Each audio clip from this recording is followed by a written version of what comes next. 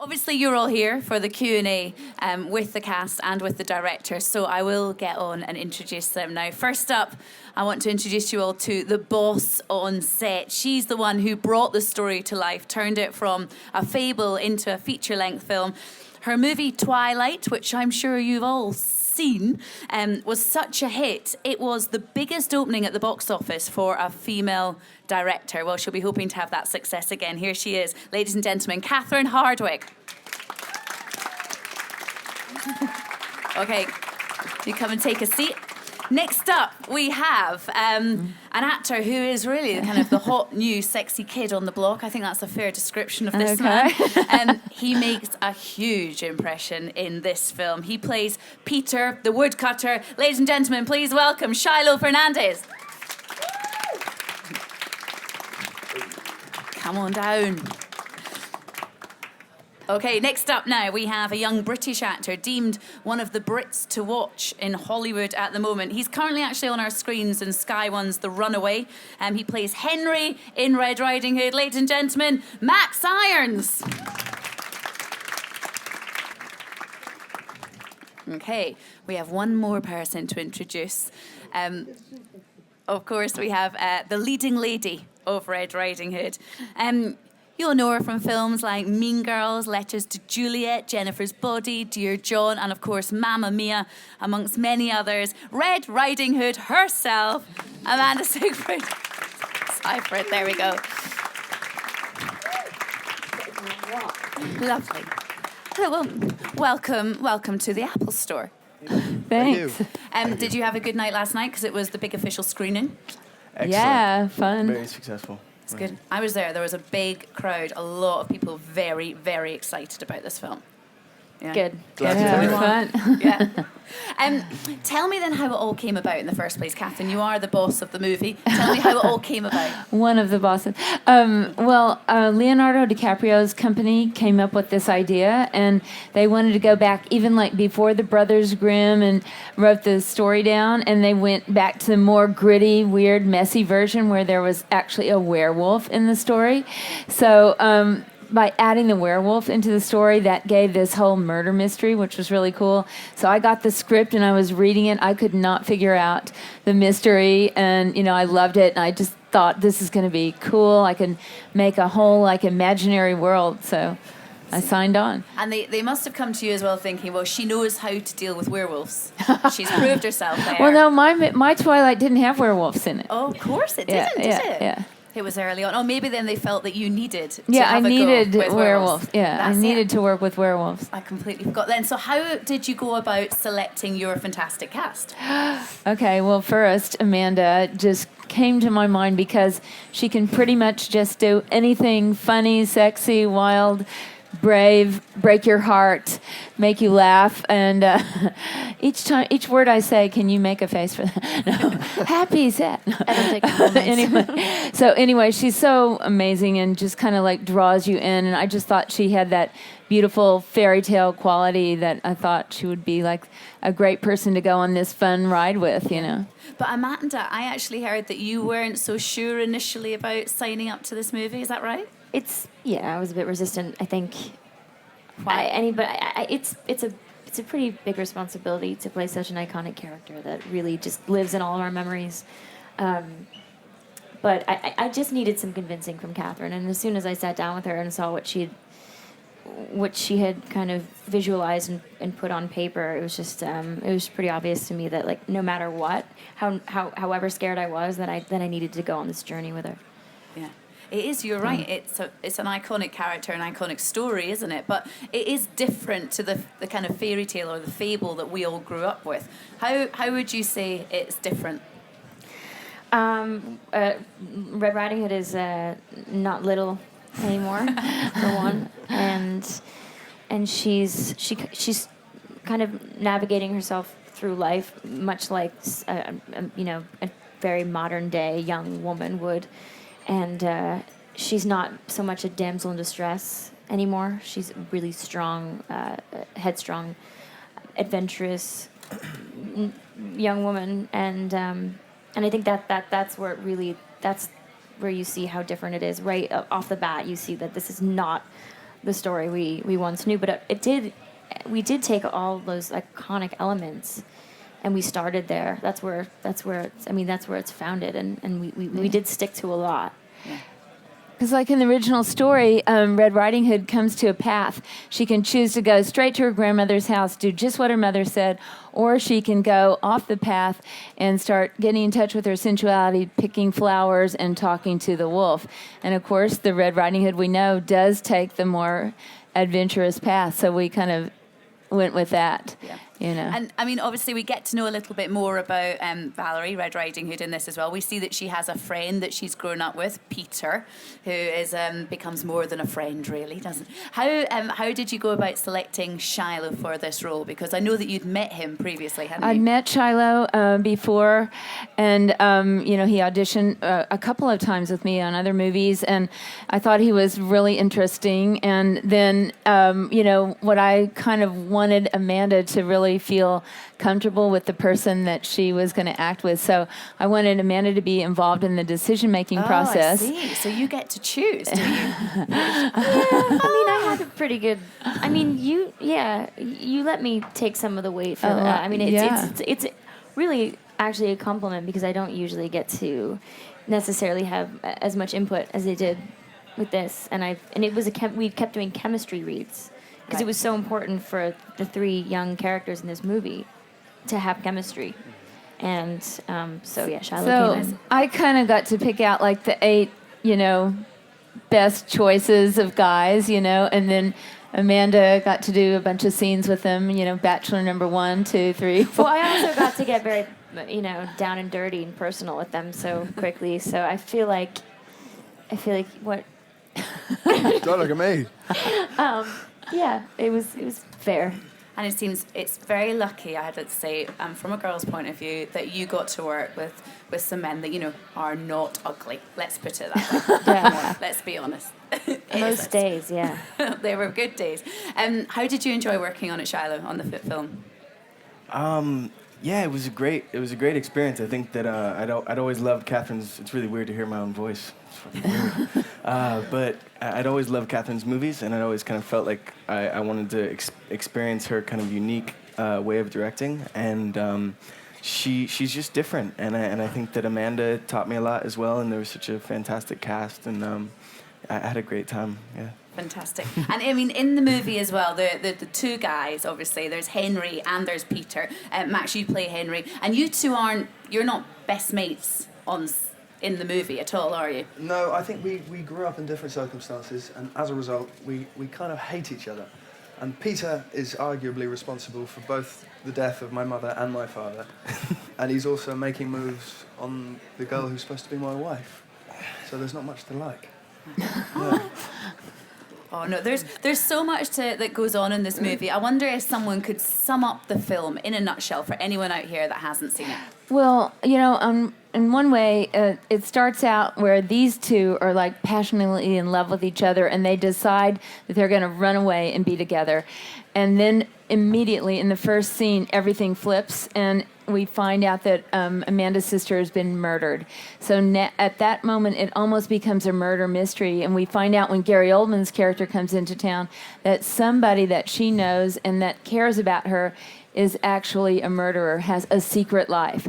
So the whole movie turns kind of into a game for her trying to figure out, is the person I love really sincere, or is he a murderer? Or other people in my family or in my community, who's the killer? And I kind of thought it was like, nowadays we don't know what our boyfriend or girlfriend's doing on the internet at night. Like, do they have a secret identity? And in a way, that was like hiding that secret, and what's the darkness inside, was kind of interesting. Yeah. There's an amazing cast as well, isn't it? Tell me who you got to do scenes with, Shiloh. Well, yeah. These two, really. My character's kind of an outsider, and I didn't really have much interaction with those other great actors. But we had Gary Oldman, which Oldman is awesome. Incredible to have in it. In fact, should we link to a clip of him now? Yeah, we'll let's have a do look it. at Where Gary is Oldman in this. Gary Oldman?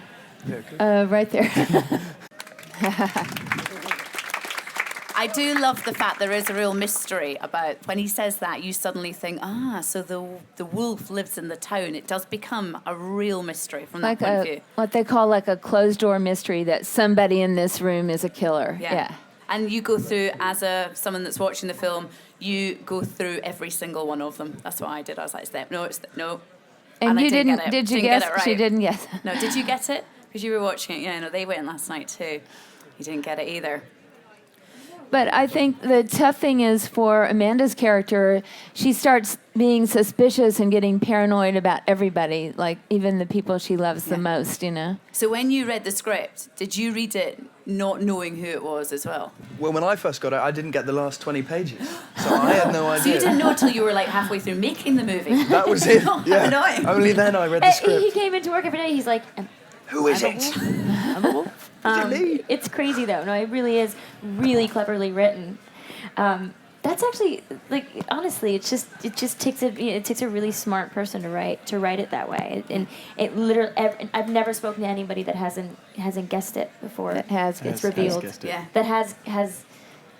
Yes. You see, if you hadn't given everyone the last few pages, the last 20 pages, as you say, then you could have just made them act the whole movie without knowing if it was them or not. Couldn't you see? Next time. Next time, that would be good. Obviously, in this, Max, as well, we see you lose the British accent. Yes. Okay, and is that something that you find quite easy to do, to pick up the...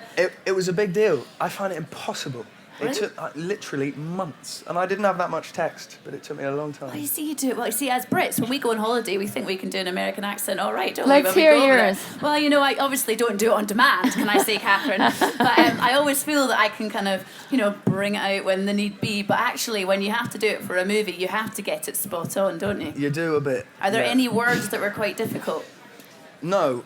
But yes, to there get were. into it, I always have to just go, oh my God. I love Glee. I'm a total gleek. And then I get into it. And then that's it. You're on That's a roll what I have from to there. do. Yeah. Amazing. But you shot it all in Canada as well. Father was a hard word. Father. Father. Don't do it to me in front of all of them. God. Can anybody do American accent? Go on. Oh, okay. Well, yeah. it'll probably come quite Amazing. naturally to you then, will it? Okay, fair Awesome. enough. Well, I hope you can. Yeah, you see then, have you tried to do a British accent? Have you tried to do it the other? You Thank have. you. Yeah. Amanda can. Or you can What? do it pretty Go well. for it. Not on demand. Not on demand. See, that's like me. Nope. I That's can't do it. Oh, you see, that's quite good. I just can't do it. No, I used to live here. It's like if I couldn't do it a little bit, it'd be weird. Yeah. Okay, well, one day I'll challenge you all on Scottish accent and see how you do on that one. Well, my best friend's Scottish. Oh, Still is it can't. sort? Okay. Still can't fine. do it. All right, then we'll give up on that one then. Now, what is the truth in this, that you only wanted people with brown eyes in the movie, obviously, apart from Amanda? I read this. This was when I was doing my thorough research for today. It said only brown-eyed actors, and if they didn't have brown eyes, they had to wear lenses. Yeah, well, no, we didn't discriminate like that because we made everybody wear lenses. And when I talked to Julie Christie, I said, you're going to wear contact lenses. And she said, but I'm known for my not beautiful. She said, I'm known for my blue eyes. And I said, well, everybody else is doing it. So, Max, you weren't too fond of it either. No, I fainted quite a few times. What, from wearing contact lenses? A bit of glass in your eye. I mean, it could slip round and... That's a horror film in itself, I think, that, It's isn't horrible. it? The contact lens. All right, okay. Well, I think everyone looked really well. I didn't even notice there were lenses in there. Yeah. You wouldn't have noticed, but Amanda didn't have to worry about that. It was all filmed in Vancouver, in and around Vancouver. Is that correct? Which is beautiful. Has anybody been to Vancouver? Gorgeous, right? The whole landscape, and you see the mountains and everything. Yeah, it's beautiful. There was a lot of snow in these scenes, but you weren't appropriately dressed for the snow, which was my discomfort throughout the movie. I was like, they must be cold. Oh, really? Yeah. We were I was used to like, it. they're freezing. They They live have in the sleeves on. mountains. Yeah. We'd grown up with it. We were used to it. Oh, right, okay. Yeah. We're all a little supernatural Right, in a fairy okay. tale. We made our own a fairy world tale. where snow is not cold. I know, I was going to say, to what extent was the set built? Was it all fake snow, and was it all... Well, you can't really predict when it's going to snow, even in Canada. So you kind of have to have snow machines, which are really loud and really painful. Okay, fair enough then. I was going to ask about the CGI, because you do a lot of scenes. Amanda, you in particular, have quite a few scenes with the wolf. Mm-hmm. Obviously, you're not going to act with a talking wolf, are you? Nope. So what do you act with? A piece of wood. Oh, really? Yeah. The thing is, we had a few little toys, like a big styrofoam life-size wolf, but they didn't do anything for me. So it was really just much easier to imagine a monster staring at me and hyperventilate, and it was exhausting because my imagination is not like it was when I was a child. So I had to trick myself into feeling fear, and that plank of wood after a while, just like, I wish that would have even just disappeared because it was just an eye line for me. It was nothing. Right. But in some cases, Catherine Hardwicke delivered her Well, wolf performance. Catherine did try to help out in certain circumstances when she needed more from me, and she would yell at me behind the camera and say, "I'm gonna eat everybody you love, even your dog." And I was like, it's like Valerie doesn't have a dog, but Amanda does, and so it was really confusing. And then I asked her to stop. But actually, We were laughing. Amanda did sneak her dog into one scene, and we challenge anyone to find her dog in the movie. Oh, you're not going to tell us where it is? It's quick, like, he gets cut out, like It's a quick shot of the dog. So. He's not dressed as a rabbit, is he? Nope. Okay, that would have been nice. No, I know he's where too that good is. looking. Okay. All right, we'll have to work out where that is then. Okay. I'm trying to think whereabouts now. Has anyone else got any questions, by the way? I should really come round because yes. Should we go straight to you there? For Catherine, I'm training to be a film director myself for feature films. Great. Can you tell me what took you from being production designer to directing your own feature films? And what was the funniest thing that happened directing this film? Oh, okay. Okay, cool. Well, I was a production designer. Do you guys know what a production designer is? That's a person. Anybody know? You actually design all the sets for a movie, like if there's going to be a backdrop here, what color is it, or whatever, or you build all the sets. And so when you do that job, you work with a lot of directors. So I got to work with a lot of cool directors, and of course, every person I work with, I'd be watching them like, how does he do it? How does that person do that? What works? What made it a good set or a good scene? So I learned a lot that way. But I also wrote my own little short films, and I shot them in between jobs. And have you been doing that? Any other directors here? Wannabe directors here? All right, cool, awesome. And then you take acting classes. Have you guys been taking acting classes? That's a really good thing to do. Because you see what torture you're putting these poor people through. And then you might try harder to make it, or at least I'm supposed to try harder to make it more comfortable for them, or make them feel good, or get into their characters. And you do writing classes, just everything you can to try to make that transition. Then I wrote a script, and then finally I wrote a script that kept writing one lower budget, that was low enough budget, 13, that I could make it for $1.5 million, and they couldn't stop me then.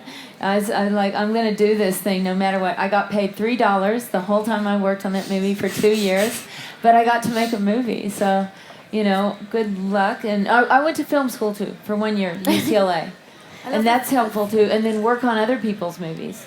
What was funny? Oh, what was funny on the movie? Well, A lot of things. This one is quite funny, like every day. Amanda you don't know what's going to come out of her brain. What were some of the most crazy things that came out of your brain? I thought of one other thing that was very funny. Did you guys know that a skunk snuck on the set? And there was a skunk loose on this net, and then when we went to catch it, it was hiding with the chickens, trying to pretend like it was a chicken. That was kind of weird. Pretty funny. That set. We also had a fire once on the set. We had a fire. We had down. a few meltdowns. And how was it when you were recording the dance scene? That looked like it might have been quite fun to film. Oh, yeah.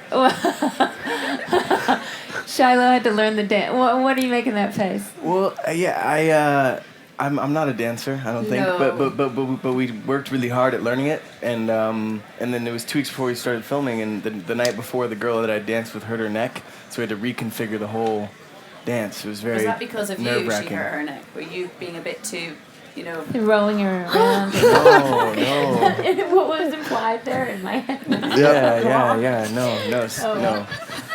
But anyways, yeah, it was just a challenge to try to act, remember your dance steps, and then we went right into this kind of confrontation and a fight. It was just over. It was overrun, but it was a beautiful day. You know, watching everybody kind of get into it, and the music was amazing. And We had this cool band, a Swedish band. You guys know Fever Ray? Does anybody know that band, Fever Ray? Or The Knife? And Karen wrote this amazing song. She used medieval instruments like a hurdy-gurdy and these weird hornpipes. Does anybody know Hieronymus Bosch, the painter? Who knows his paintings? The Garden of Earthly Delights. They have all these crazy instruments, this hurdy-gurdy and stuff. So we recreated those and made this whole like medieval rave. Yeah. But Amanda learned the dance in like 5 seconds. Well, yeah, but it's really fun when you have music because when you're acting, all the outside noise has to be quiet. You have to pretend that if you're doing a party scene, you have to pretend that there's loud music and you have to talk really loud. But when you're dancing, you get to actually listen to the music and really get into it. It's fun. Makes you feel closer to what you're doing. Because usually they add the music on afterwards, don't they? Yeah, it's real. It's a real pain. It's all having to do with the sound of our mics and so yeah, it was fun. It's fun to dance. When you're in a movie, just to add a little extra element to it. It's sexy. Yeah. And then from a bloke's point of view, Matt, what's it like to kind of get into a fight? That must be quite cool. It doesn't come naturally to me. No? It was all right, though. I mean, the choreography got changed 10 minutes before, so I think we were both quite annoyed about that anyway, so it came quite naturally. And anyone else got a question? Oh, we've got... There's right behind you, right there. This is a question for the actors. When becoming your character, was there anything particularly difficult, something that was very different from the character from you? yeah, well, for me, it was like when I started auditioning, Catherine had said, if you want to play this part, you better start working out. And so I had to go to the trainer every day, which I'm not into, and I gained a lot of weight. I gained like 15 pounds or something, and Of muscle. of muscle supposedly, and then also just she had me go out with this Marine sniper that was an ex-boyfriend of yours to kind of just get that attitude of always kind of being aware and walking into a room and kind of assessing the situation. How cool was that? Yeah, it was cool, and I'm a very relaxed person, and I also had to kind of get rid of my Californian relaxed accent, so I had to work with a lady. So there was a lot that I had to do to kind of try to kind of become something else. Because his character is a woodcutter, and you're working with an axe, very physical all day long. And Max's character is a blacksmith, so they're not just like pretty boy actor. So you had to actually kind of... They had to kind of toughen They up. had to toughen up a little bit. I'm like, you have to look like you work outside hard every day. And then we saw scenes where they're doing the physical action. So I think for are you going to be an actor, or do you want to be an actor? I think that physicality is a really great way to get into, your character. If there is something physical they have to do, it's cool to really do that job. Wouldn't you say that's a... I have some advice. Know what makes you cry, and know what scares the crap out of you, and that's something that always helps Do you me. have something that makes you cry always at the back of your head? Yeah, it changes all the time, but Is it something you would share, or... No, I mean, it's silly. I think But then you can call that up, call that image up, right? It's powerful because it's so hard to like all of a sudden you're really happy and you're working and you're on set and you're supposed to be terrified and crying and it's really hard to feel the opposite of what you actually feel, and that's where acting comes in, and then you try your best. And also, in the theatre, they call a play for a reason, because you have to play. Especially when you're dealing with a giant werewolf, you use your imagination. Not really there. Play. I know, and you're acting with a bit of wood in front of you as well, and that's meant to be the wolf. I suppose you do have to use your imagination a fair bit then. In terms of then the working out on set, was that something that you have to kind of put that into the schedule every day as well? You did? Yeah. Oh no, what time, do you have to get up really early for that? It depended. I mean, an hour a day, and you had to eat hideous food and hideous protein bars and all sorts of things. Be very healthy. How long was the filming period over? We had 42 official days to film, and then we kind of stretched out like 3 more sneaky. It's like 3 months. Yeah. 3 months. So over 3 months, you kind of on this fitness and diet. We had 3 months before. 2, right? Didn't we? 2, 3 A couple months? months before, yeah. Well, from the moment you came to audition, I said, you need to work. I know, and I've lost it all. Yeah, Catherine, clearly. you and I looked at each other and we're like, I'm like, not gonna do. you better Kidding. I know what happened with you. What happened? And how are you enjoying the reception you're getting from the fans, Shiloh, now? How much? It was fun last night. Yeah, I think they enjoyed themselves last night. I kind of wish I would have stayed and watched the movie with everybody. But yeah, I think it, it's a movie that I think has a lot of strange elements that will kind of draw a different audience than maybe, I think that the love story is definitely attractive for a lot of people. We've all kind of experienced unrequited love, and we all want this forbidden love and idea of romance, and it's really a thriller, and you kind of have to be a detective, like you said, to go in there and kind of figure out who this person is that's murdering everybody. Awesome. Will there be a sequel? We don't know. And any more questions? Yes. I just wanted to ask the actors, do you get a obvious comparison with Mr. Patterson, first of all? Yourself, yeah. Me? Yeah, and also yourself being the director of Twilight, it looks like some sort of spin-off from that. So what would you say about that? You want to go first, man? It's just the hair. That's it. And the hair can go. No, it's also because you're British. Have you had any comments before? I have heard it. He's a nice looking fella. So He's doing all right, isn't he? he's doing all right. It's all right. Yeah. Well, one thing about Twilight, of course I loved it. I loved doing it, but it was set in the real world, and I had to make you believe that vampires could show up at your real high school, so every set had to look really real, and the clothes had to look like all of us. And this movie gave me a chance, and all of us a chance to go more into our imagination and create like a fairy tale world and a whole other layer, like a murder mystery. So all of that was really fun for me to just go onto a different planet. I loved that part of it. Yeah. And the very first scene, they're in love, but immediately there's a murder. So it kind of flips right after the first scene. It was the rabbit bit that did it for me. I was like, oh, this film's not quite what I expected. Yeah. If you'll see it. Did you get that when you saw the rabbit? I was like, no, Yeah. no. Okay, who else wants a question? Was someone over there? And the lady, third row back there. Another one for the actors. Will you ever get used to seeing yourself on the big screen? Nope. How does it feel when you watch it? Disconcerting. Really? You see the things you do. You think, oh God, yeah, it's just uncomfortable. Hopefully one day, because I suppose it helps to watch what you do. It actually, I promise you do. Really? You get used to it. Yeah. You get used to separating yourself and realizing that there's nothing you can do, no matter how crappy you're doing. You can't change it because it's already out there. And the thing is, there must be a reason it's in the cut. And no matter how unattractive you think you look, it's just you really just have to cut yourself off. It's your own. You're just your own perception. I mean, no matter what. I mean, it could be true. I might be looking really ugly in a scene, but I don't care because there's nothing you can do about it. Well, that's the point. Yeah. Yeah. Are you an actor? I'm sorry, I did an acting course, and it was acting for film, and we had to film various scenes and then watch them back. How did you find it? I wanted to be anywhere else but in that room. It was horrible. But that's it as well. People don't like the sound of their own voice when you hear your answer phone message as well. So When I heard this, it's horrible.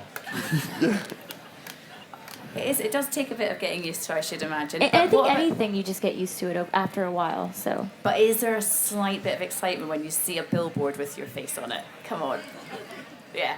What was the first time when you saw yourself? Oh, Where I was saw it on a huge building in New York for Mamma Mia. It was just me, smiling. And it was crazy. It was so overwhelming. Did you walk Good past way. a few times and kind of go, No, I didn't know, but my mom took enough pictures for me to stare at. But it's cool. It's just when it's that big, it's just larger than life. It's the feeling is larger than life, and so it's priceless. yeah, see, that would be pretty cool to have that. Right, another question, please. Okay, front row down here. Hi, my question is for Amanda. My wife and I love you in Chloe. We think you were great on that. Thanks. And I would like to know how different it is to shoot a big budget movie from a small budget movie.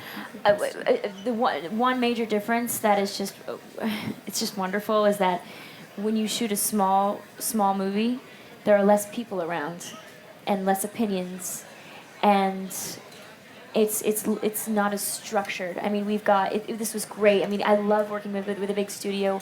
There's so much, we get so much more money and so much more things that we can use from, like take from, and but there's also a lot of more. There are more opinions and people kind of keeping. It's less freedom really, and when you do small movies, it's so much more focused, and it just feels. It's great, but then you lose all the access. It's just it's trade-off. It's a trade-off. Yeah, I mean I had as much fun as I had working on Chloe. I had on this film. It's just different. All right, thank you very much. That's it. We're going to have to wrap it up now. Thank you very, very much for joining us here today. They've been great, haven't they? It's been lovely to hear you talk about the movie. And that's Red Riding Hood. It's out next week. So, ladies and gentlemen, let's hear it for Max Irons, Amanda Seyfried, Shiloh Fernandez, and Catherine Hardwicke. Thank you. Too. Yeah.